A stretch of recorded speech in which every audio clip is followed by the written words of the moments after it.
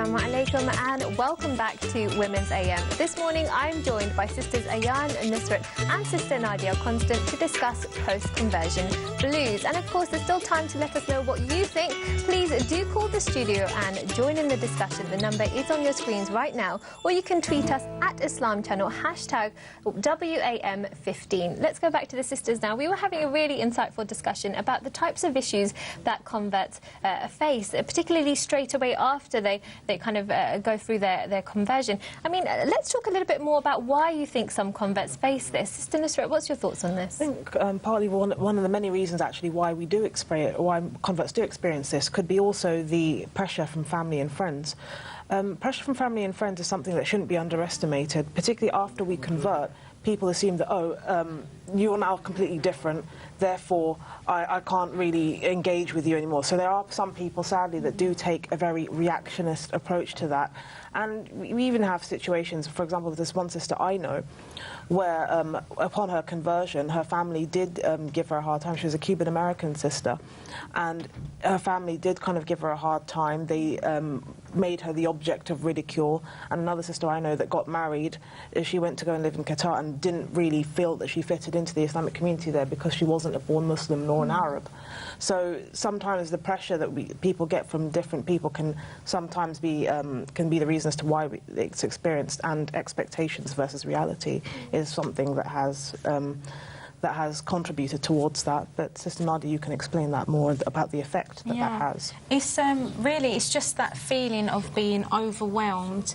There's so much that you have to take in, and that's the feeling that you're left with. Really, you've got to leave behind that which you knew, yes. and start again. It's like being born. You're a new person, a new life, and you have that, and you do have that battle that you have to have with your family and friends, because you know sometimes they do try to pull you back a little bit, but you've got to keep your eye on the prize really, and remember what you. And at times as well, like sometimes there's not that from both ends of the spectrum. There's not the margin of appreciation showed towards some people who are converts, but even born Muslims who've started practicing, that there are the initial foundations of our personality that make us who we are, and it may not be difficult to it may not be, as easy to leave all of that, because there is that other life that we have. Well, it is a struggle. I mean, and this is, touching on the point that Sister Fatima made in her call about the fact that some born Muslims experience the same type of thing, particularly when it comes with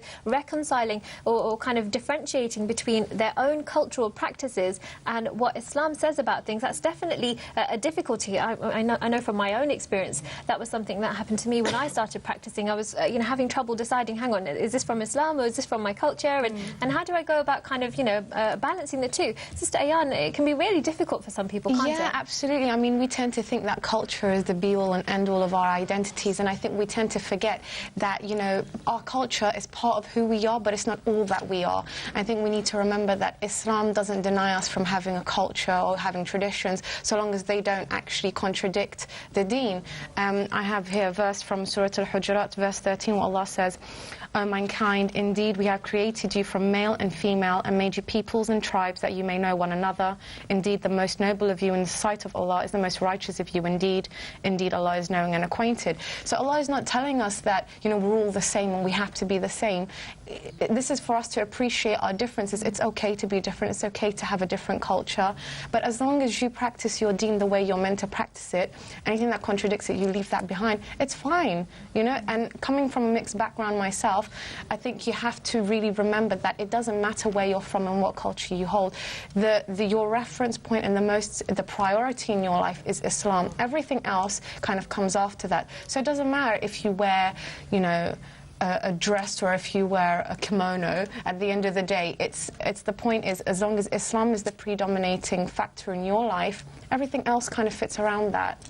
Sister Nadia, what's your thoughts on this? Because definitely this is a real struggle for some people. We've heard from a sister there who's a born Muslim, and she said she experienced the same thing. But I'm sure it's kind of perhaps, is it a different feeling for converts, or is it the same kind of feeling? I don't really know. I'm British, so I don't really have culture apart from probably tea and biscuits. But it's very hard when you're given advice to know that actually this this is from the deen, or no, actually this is from culture. And you know, sisters, they give you advice and they are trying their best to actually help you. So you know, thank them for their help, but maybe it's a two-way street. So say, actually, I believe this is more cultural. It's not really from Islam. Yeah, I think it's about educating ourselves, isn't it? And it's important that we, whether we're a born Muslim or a revert, we have to educate ourselves about our religion so that we're able to kind of, you know, have the right information and that we're able to,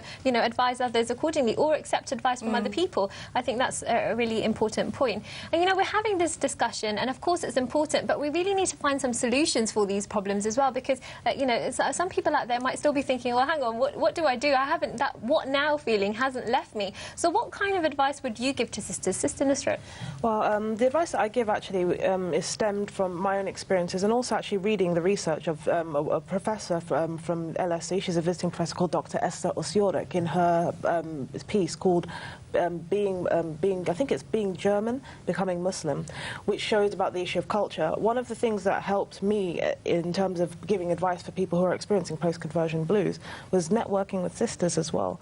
That's something that really does help strengthen the bond of being able to cope with that, particularly if your home environment may not be as supportive, but also reflecting as well on the issues of the Sahabas and just trying to look at the struggles that they faced. So for me, one of the people that helps me in terms of my conversion that I still reflect on today was Musab ibn Umair. He is a very inspirational Sahaba who actually had to incur difficulties with regard to conversion and how his family reacted to that. So there's reflection as well. Absolutely. Sister Ayaan, what's your thoughts? I think surround yourself with really good sisters. I think we underestimate the value of the company we keep. I think if you know that there are sisters who are very good, mashallah, strong in their deen, who go to the masjid, who seem like they're knowledgeable, I think try and be close to them. So when it comes to certain things that you're not sure about, you're having a bit of a confidence issue or a bit of a low iman, which happens to all of us at some points, you know, go to them, talk to them, but also remember to have the Sunnah and the Quran as your reference point, because we know human beings, we make mistakes. Sometimes we don't realize that advice that we give is more from culture than Islam. So go back, double check everything. There's nothing wrong in seeking a second opinion. I agree. One of the things that I found is that when I started practicing, I kind of found that sometimes you're told your personality needs to be a certain way, and that can be really difficult for some people because it's very hard to change your own personality. And I think remembering that in Islam there's lots of different personalities. If we look at the likes of Umar radiallahu anhu, who was, you know, a very strong, kind of fierce character, and then you look at the likes of Abu Bakr radiallahu anhu, who was very, you know, a much more kind of soft-natured kind of individual, and Islam accommodates for both of those things. So if you feel like you've got to either kind of dull down your personality or that you have to, like, you know, become very, very strong and fierce, and it's just not in your nature, I would advise to kind of look on the stories of the Sahabas and kind of learn from them, and that really comforted me because I found that really hard to deal with. I got that as well. People used to say that people told me that me being quirky or me being my bubbly self was something that quote-unquote wasn't from Islam and not the adab of a Muslim woman. While yes, there is a margin of appreciation to the fact that Muslim women do have a certain adab, my personality doesn't necessarily need to change in a way to make me more, or make me something that I'm not.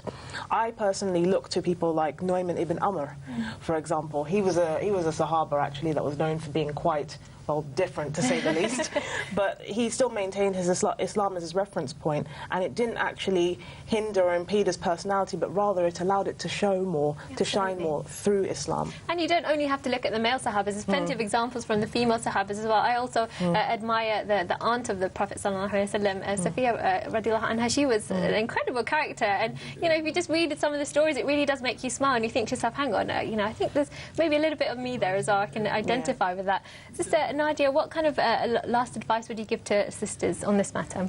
For me, it's definitely don't feel that you're alone. Go and get out there. Go to a mosque and you know, just approach some sisters there. For me, I was very lonely, but what I did is I actually went to a circle that met every week, and I literally threw myself at the nearest sister there and just told her all my problems, and till this day we're now actually really close friends.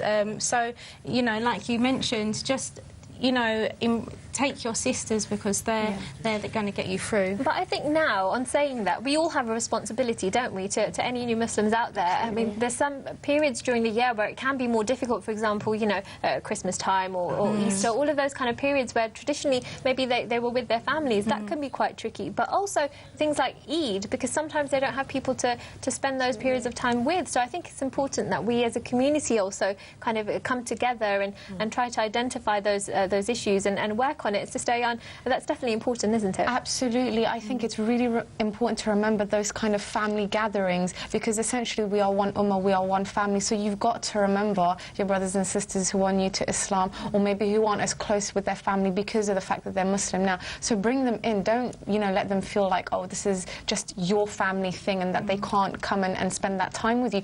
Open your doors, you know, invite them in, bring them in. They are your family, essentially.